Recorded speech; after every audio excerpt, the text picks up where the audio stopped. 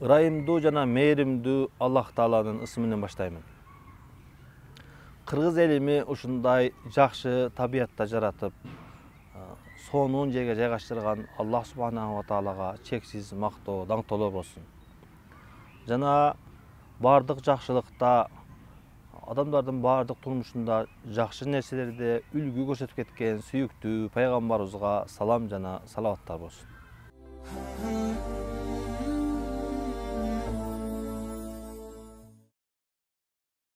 Урматтуу теле көрүүчүлөр, сиздер орозо айына арналган Райян теле долбоорун көрүп жатасыздар. Сиздер менен биргеликте бүгүнкү берүүбүздө ооз бекитүү маданияты деген теманын айланасында сөз кылмакчыбыз. Ал эми бүгүнкү берүүбүздүн сыйлуу коногу Кыргызстан мусулмандар дин башкармалыгынын окуу бөлүмүнүн башчысы устазыбыз Акимжан Эргешев. Устаз, кош келипсиз. Ассаламу алейкум. Алейкум салам ва рахматуллахи ва баракатух. Устаз, сизге биринчиден ыраазычылык билдиребиз. Алла ыраазы болсун биздин маегибизге убактыңызды бөлгөнүңүз үчүн. Орозодо өзүңүз билесиз, бизде мусулмандарда ооз ачуу, ооз бекитүү деген маданият бар. Ошон үчүн бизге ооз бекитүүдөгү маданият дегенибизде эң биринчи эле пайгамбарыбыздан үлгүлөрдү жана өзүбүздүн тарыхыбыз, бизден мурунку ата бабаларыбыздан, ошолордон бизге мындай кыскача бир айтсаңыз, биринчи пайгамбарыбыздан баштасак. Пайгамбарыбыздын сүннөтүндө кандай үлгүлөр, кандай сүннөттөр бар? Бисмиллахир-рахманир-рахим. Алхамдулиллахи ва салату ва саламу ала расулилlah. Урматтуу теле көрүүчүлөр, урматтуу бүгүнкү орозо айы үчүн атайын Райян деген теле долбоор ачып, аны уюштуруп аткан Санжарбек устаз, жалпыңыздарга мен салам жолдоп, ассаламу алейкум ва рахматуллахи ва баракатух. Андан кийин мондай болгон бир жакшынакай чөйрөгө чакырып, менин баягы күнүмдүк көнгөн адатыман чыгарып, булбулдун үнүн угузуп, элге аралаштырып коюуга шарт түзгөнүңүздөргө чоң рахмат айткым келет. Аны менен кошо эң негизги маселе бүгүн мына ушул орозо айы ичиндеги болгон мусулмандын бир жылда бир жолу айланып келип, жалпы үммөттү өзүнүн тарбия мектебинен чыгаруучу айга келгенде, мына ошол айдын ичиндеги негизги маселелер болуп, бул ооз бекитүү, анан кийин ооз ачуу. Албетте, бул мындай эле айтканда биздин ибадатыбызды чектеп турган, ибадатыбызды нукка салып турган, ибадатыбызды аныктап турган нерселер болот. Албетте, бул нерсени биз ачык, айкын таанып, билип, ошону туура пайгамбар саллаллаху алейхи ва саллям кандай аткарып, бизге кандай сүннөт калтырса, ошондой сүннөттөй кылып аткарганыбыз бул эмне ылайыктуу болот. Андыктан сиз суроо узаткандай эле пайгамбар саллаллаху алейхи ва саллям мына ушул ооз бекитүүгө келген учурда кандай кылчу эле? Кыргыздарда түштүктө саарлык деп коебуз. Муну биз түндүк диалектиси боюнча соорлук деп коебуз. Соорлук дейбиз. Мунун экөөнүн тең саарлыктын дагы, соорлуктун дагы түбү сухур деп арабча келет. Сохурдан. Сухурлук деп болбосо биз таңында туруп оозду бекитип калуу дегенди түшүндүрөт. Пайгамбар саллаллаху алейхи ва саллям кандай кылып бекитет десек, пайгамбар саллаллаху алейхи ва саллям мына ушул ма язалун насу би хайрин ма аджалул фитрада бул ооз бекитүү, ооз ачууга тиешелүү сөздү айткан. Ал эми ооз эртең бекитүүгө келген учурда тасаххару фа инна фис сухур барака деген. Тасаххару фа инна фис сухур барака деген сөздүн өзү кыргызчасында саарлыкты жеп калгыла, албетте саарлыкта береке бар деген. Караңыз, мына ушул саарлык жегенде же болбосо саарлыкка бекем туруунун же саарлыкты кармануунун өзгөчө бир ордун, касиетин көрсөткөн. Пайгамбар саллаллаху алейхи ва саллям ошондой кылчу эле. Дайыма пайгамбар саллаллаху алейхи ва саллям кандай кылчу эле дегенде, таңынан туруп сөзсүз түрдө тамактын бир бөлүгүн жеп койчу эле. Эмнеге өзүнүн хадисинде айтып аткандай эле, саарлыкты жегиле, же болбосо соорлукту жегиле, албетте бул соорлукта эмне деди? Береке бар деди. Кайсыл береке ал? Десе, инсандын өзүнүн физиологиялык жагын алсак, ал эң жок дегенде үйүндө жумушу жок киши дагы ары бери басып бир күндө эмне өзүнүн энергиясын иштетет. Ал энергиянын ордун толтурган бирдемке керек, сөзсүз түрдө. Мусулмандардын орозо тутуу эрежеси бул кандай дегенде, бул өтө кескин, катуу эреже менен келип, бир тамчы суу да ичпей турган. Мына ошол бир тиштен бир Будайдын данындай же андан да кичинекей бөлүктөгү бир нерсени тамактан өткөрбөй эмне кылыш керек, орозо кармаш керек. Бул учурда адамдын ден соолугу эмнеге муктаж? Азыкка муктаж. Азыкка муктаж болгон дене бойду биз эч нерсе бербей коюп тарбиялашыбыз кыйын. Ага дагы бирдемке эмне кылыш керек? Берип туруш керек. Муктаждыгын бериш керек. Ашыкчасын токтотуш керек деген сөз. Орозо бул эмне дегенде ошол керектүүсүн алгын, ашыкчасын токтоткун деген эле маани бар бул жерде. Мына ошондон эң алгачкы маданият катары биз адам өзүнүн мынанча күнүмдүк кыймылына ылайыктуу болгон азыкты гана эмне жетиштүү деп табуусу. Караңыз. Мына ошондуктан эң алгачкы маданият деп бул эмне орозого турган мезгилдеги орозонун саарлыгын жеш, ошол саарлык менен кошо ниетти беки кошо кармаш. Караңыз. Ниет орозодогу ниет өзү шарт. Көрдүңүзбү? Эгерде фикый жагына келип турган болсок, сиздин ниетиңиз болбой калса, орозоңуз дагы орозо ордун таппай калат. Ошондуктан саарлыкты жеш менен кошо эле эмне кылуу? Ниетти кошо кармаш. Пайгамбар саллаллаху алейхи вассалам өзү ушундай кылчу эле.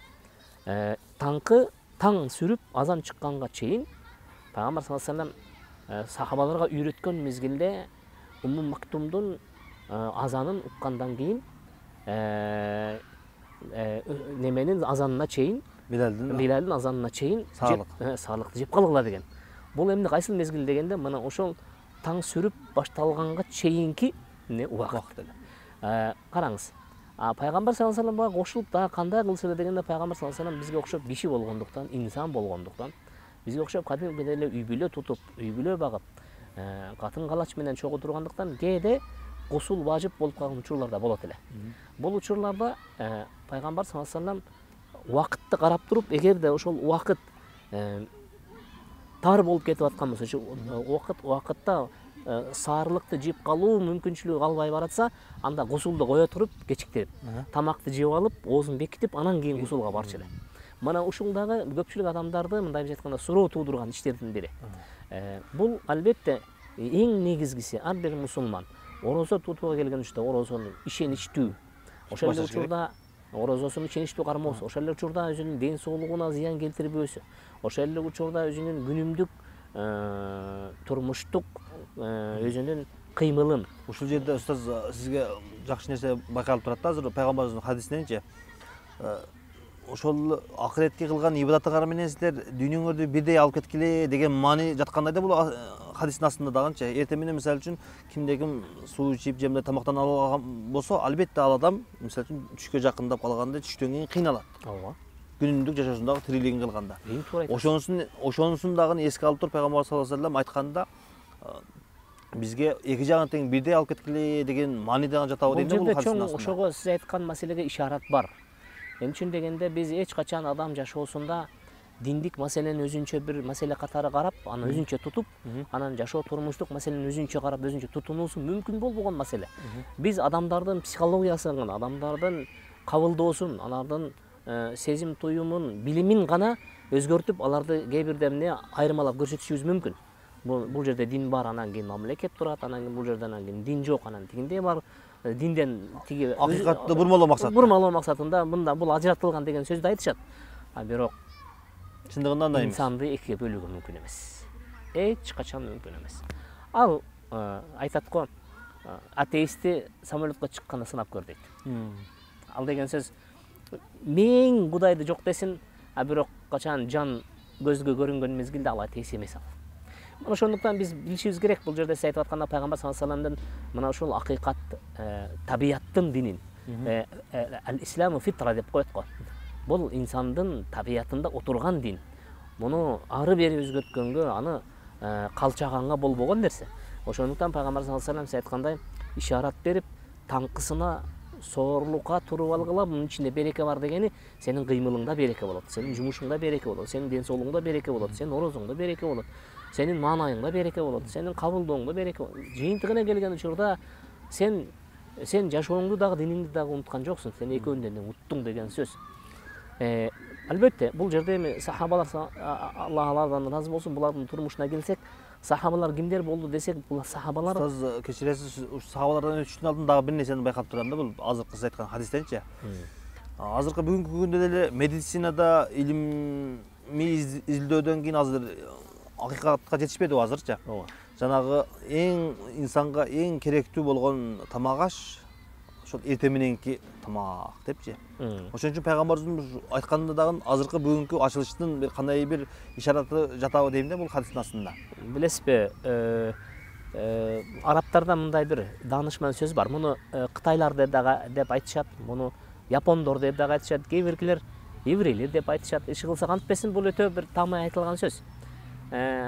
Таңкы тамакты, эртең мененки тамакты жакшы көргөнүң менен же дейт да. Түшкү тамакты досуң менен же дейт. Кечки тамакты душманың менен же дейт. Мындан биз билсек болот, чындап эле эң адамдын кыймылына, адамдын ден соолугуна, адамдын жашоо турмушуна, адамдын физиологиялык турпатына эң бир пайда алып келген тамак бул эртең мененки тамак. Ошондуктан бул эми албетте баягы кадимки жашоодогу ордунда. Ал эми орозого келгендечи качан адам таң аткандан тартып күн батканга чейин өзгөчө биздин аймак орун алган географиялык шартында биз экватордук сызыктан бир канча алыстап турабыз. Ошондуктан бизде күндүн батышып кайра чыгышы ана өтө кыскарып, анан чыгып кайра батышы ушунча узарган мезгил болот. Бул убакыттын ичинде биринчи адамдар үчүн Кыйынчылык туудурушу мүмкүн. Кыйынчылыкты туудурат. Себеби дегенде адамдар кадимки турмушун токтотуп кое албайт да, анын жумушу бар, анын тирилиги бар, анын муктаждыгы бар. Ал жок дегенде барып бир документ бүтүрүп келейин деп көчөгө чыгат. Бул учурда ал кишиге эмне мына ушундай бир тоскоолдуктар чыгып, ортодо орозосунан айланып, анан орозого жетишем деп ден соолугунан айрылып жүрбөстөн, пайгамбар саллаллаху алейхи вассалам эң бир маселенин мындайча айтканда пайгамбарлык ордун менен эмне кылган, бизге түшүндүргөн. Саарлыкты жеп алгыла, бул силерди эмне кылат? Өзүңөр каалаган жерге чейин эсиң соо жеткирет. Мына ошондуктан бул биздин орозо кармоодогу негизги бир кармана турган, тутуна турган эрежелердин бири. Сахабалардан айта берсеңиз. Вот сахабалар келген учурда сахабалар кимдер болду дегенде, сахабаларды биз айтып билебиз тарыхтан. Сахабалар пайгамбар саллаллаху алейхи вассалам эмнени аткарса, мына ошол нерсени 100% жакын пайгамбар кандай аткарган болсо, ошондой аткарып келген адамдар. Салафы салихин деп ошон үчүн айтабыз. Салафы салихин деген сөз мына ошол таза адамдардын урпактары болушкан булар. Ал деген пайгамбарды өзү менен көзмө-көз көрүшүп, пайгамбар менен замандаш болуп, аны менен катарлаш болуп, аны менен табакташ болуп, аны менен Тирүүсүндө жаннаты деп тирүүсүндө жаннатыга ылайыктууларын жаннаты деген кабарын угуп, эки жүздүүлөрүн бул эки жүздүү деген кабарын андан билип, иши кылса, бу дүйнө менен ахиреттин, сооп менен күнөөнүн, ак менен каранын мына ушундай айкын айырмасын пайгамбардын өзү менен көргөн адамдар. Булар кимдер эле дегенде, булар чындап эле пайгамбардан кийинки келген үлгү адамдар болгон. Булардын орозосуна келсек, булардын орозосу кандай эле десек, пайгамбардын орозосу кандай болсо, булардын орозосу ошондой эле. Арасында кээ биркилер ушул ибадатка катуу берилгендиктен Абдуллах ибн Амрдын өзүнүн окуясынан карап көрсөк, Абдуллах ибн Амр бул киши өтө мындай бир кайраттуу, күчтүү киши болгондуктан пайгамбар саллаллаху алейхи вассаламга бул кишинин күн өткөзбөй орозо кармаганы кабары жетет. Бул кабарды укканда пайгамбар саллаллаху алейхи вассалам бул биз айтып аткан сөз орозого тиешелүү эмес, балким орозонун сырткаркы мезгилде дагы. Парз эмес убакта. Парз эмес убактарда. Бирок парз убактыларын булар кыпындай күмөнсүз аткарышкан. Мана ошол парз эмес убактыларындагы орозосун парздагыдай кылып аткарып атканын укканда пайгамбар чакырып алып айтат: "Я Абдулла, сен эмне кылып атасың?" дегенде, "Орозо кармап атам" деген. "Сен кантип кармап атасың?" дегенде, "Ушинтип" дегенде айтат: "Күндүк орозодомун, бир айда Куранды бүтүрөмүн" дейт. Караңыз. Анда сен билесиңби, эң жакшысы бир айда 3 күн орозо карма. Эгерде күчүң жетсе, ошол менен бара бер десе, андан дагы көпкө күчүм жетет дегенде, кудуретим жетет дегенде, анда сен бир жумада 2 күн карма дейт. Жок, ал дагы мен үчүн аз дегенде, бир жумада 3 күн карма дейт. Жок, анда эмес дегенде, анда эмесе боло берсе, анда Давудтун орозосун карма, эң жакшы да орозо ошол деген. Ал кайсы орозо десегенде, мындан өткөн орозо жок. Аны бир күн ачып, бир күн бек жүргөн, бир күн ачып, бир күн ачып. Буну уккандан кийин Амр эмне кылат? Буга көнбөй коет. Кийинки келген хадисте дагы кабар берет. Абдулла ибн Амр керек болсо үйлөнгөндөн кийин ошол мезгилде айтат: "Мен ошол тегеректеги мен деген атактуунун кызын алып калдым дейт. Мен деген атактуунун кызын алып калдым дейт. Ошого үйлөнүп калгандан кийин анан үйлөнүп той бүттү, анан тиги бүттү, анан ал баягы салтанаттын шан шөкөттүн баары бүткөндөн кийин эл таркап кетти. Арадан 2-3 ай өтүп кетти дейт. Анан бир күн жанагы кыздын апасы кабар алганы келип калат. Кандайсыңар, сыңарбы, эсен эмен отурасыңарбы десе, жакшы отурабыз, күйөө байлаган дейт. Жакшы. Кандай иштери дурус элеби? Дурус эле. Күндүзү орозо, түнү менен Куран окуйт дейт. Караңыз. Күндүзү орозо, түнү менен ибадатта. Күндүзү да ибадат, түнү да ибадат. Дегенде бул сөз пайгамбар саллаллаху алейхи вассаламга жетет. Пайгамбар саллаллаху алейхи вассалам экинчи жолу эмне кылат? Буга эскертүү берет. Экинчи жолу эскертүү берет. Бирок билесизби, ушул хадистин аягында Абдулла ибн Амр кыйла жашка жеткенден кийин я лайтани вафакту ала калами расулилlah саллаллаху алейхи вассалам деген. Ал деген сөз аттиңай ошондо пайгамбардын айткан сөзүнө макул болуп койсом кандай жакшы болмок экен деп, ошо картайгандагы кыйналганда, күчтүн кеткенди учурунда, мындайча айтканда адамдан ал күч тайган мезгилде жаштыктын эмесин эңсейсин, ошол кудуретти, ошол күчтү эңсейсин. Ошондуктан пайгамбар саллаллаху алейхи вассалам бизге эмнени үйрөттү дегенде, мына ушундай орозого тиешелүү маселелерде, орозого ибадатка, кайсы бир ибадаттын түрүнө тиешелүү маселеге бизге бирдемкени үйрөтсө, анда пайгамбар саллаллаху алейхи вассалам түздөн түз биринчи биздин пайдабыздагы нерсени үйрөтөт экен да. Ал нерсе аркылуу биз Алланын астындагы нерсени туура аткарат экенбиз. Устаз, Алла разы болсун. Бул жерде дагы бизге эми өзүбүз көргөн, өзүбүздүн үрп адаттагы маданияттан айтып берсеңиз, бизде өзүбүздө кандай мындай өзгөчөлүктөр, жакшы нерселер бар. Биздин деле ата бабаларыбыз момун, мусулман болуп, орозо туткандыктан өзүбүздө эле мындай өзгөчөлүк, маданият, жанагы хадиске, пайгамбарыбыз айтканындай туура келген, топ келген жерлери бар го мындай. Сонун биздин азыр жаңы келечектеги жаңы муунга мындай үлгү боло турган жерлер бар го. Билесизби? Биз албетте айтсак, балким чыныгы баягы динге каршы заманга чейинки динге эч бир көлөкө түшпөгөн мезгилдеги мисалдарды алып келе албасак дагы, мына ошол динге каршы идеология күч алган мезгилде биз жаш бала болчубуз. Ошол мезгилдеги ата-энелерибиздин туткан орозосу, ал мезгилдеги ата-энелерибиздин ошол орозого болгон ыхласы, алардын аракети, алардын күн мурунтан даярдык көрүп, баягы куруттарды жыйнап, сары майларды катып, анан ошол мезгили келгенде орозого деп, анан орозого келгенде ушул курутту бышырып, ооз ачып, ооз бекитип турабыз деп койгону мен эсимде турат да. Мен ойлойм, ушуну сиз деле билет болушуңуз керек. Сиз деле ошо эсиңизде калат болуш керек. Ошол таңында туруп, апаларыбыздын ошол очок жагып, очок жандырып, ал мезгилде газ деле жакшы келе эле. Ал мезгилде баягы азыркыдай болгон электроплиткалар да жок эле. Анан тырыктатып, кичине тезек калай коюп, анан от жагып, анан түтүн булатып, орозого турдук деп, анан орозо мен кичинекей мезгилимде эсимде. Ошо орозо мына тиги коронун тегере жакындап калды, ошол берегерээк келип карап турайлык, жакындаганда кармай калабыз деп мени кызыктырышып. Мен ойлойт элем бир немесеге, бир кандай десем, бир мышыкка окшогон, бир жаныбарга окшогон нерсе окшоштуруп элестетет элем. Же бир жакшы бир андатырбы, же болбосо ошондой бир кармап алса боло турган нерсе катары элестетет элем. Ал мезгилде кичинекей балабыз. Бирок кичине эс тарткандан кийин эң бир жакшы нерсеси, балам туруп биз менен чогуу ооз ачар учурунда отур деп ошого чакырат эле. Биз ошого сүйүнөт элек. Ошолор менен катарлап эртең менен оозду бекитип алсак да, анан ойноп жүрүп оозубузду ачып алып, анан кечинде келгенде кайрадан кадимкидей ооз ачарга отурчу элек. Бул албетте бир жакшы маданият экен. Себеби дегенде бала кичинекейинин атасында көргөн нерсени көрүп, бул нерсенин баркын, ордун, анын эрежесин, анын тартибин, анын убактысын байкай жүрүп келип, эртеңки күнү бойго жетип, ошол нерсени аткарууга келген учурда бул нерсе эмне калыптанып калган болот. Бул кадимки, мындайча айтканда, ал киши үчүн оор келбеген маселе.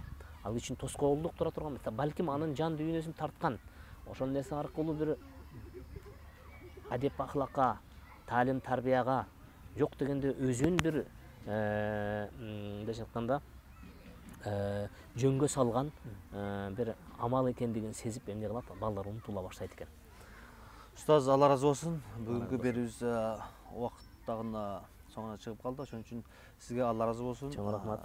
Алла субханала таала илимиңизге береке пейиз берип, ушул биздин мойнубузда жүктөлгөн үрүп адат, каада, салт, динибизди, аманатыбызды сиз айткандай кылып жаңы муунга аманатты туура жеткизип бергенге Аллах субханала ва таала насип кылган болсун. Амин. Урматтуу телекөрүүчүлөр, бүгүнкү берүүбүз соңуна чыкты. Кийинки берүүдөн жолукканча саламатта болуңуздар. Ассаламу алейкум ва рахматуллахи ва баракатуh.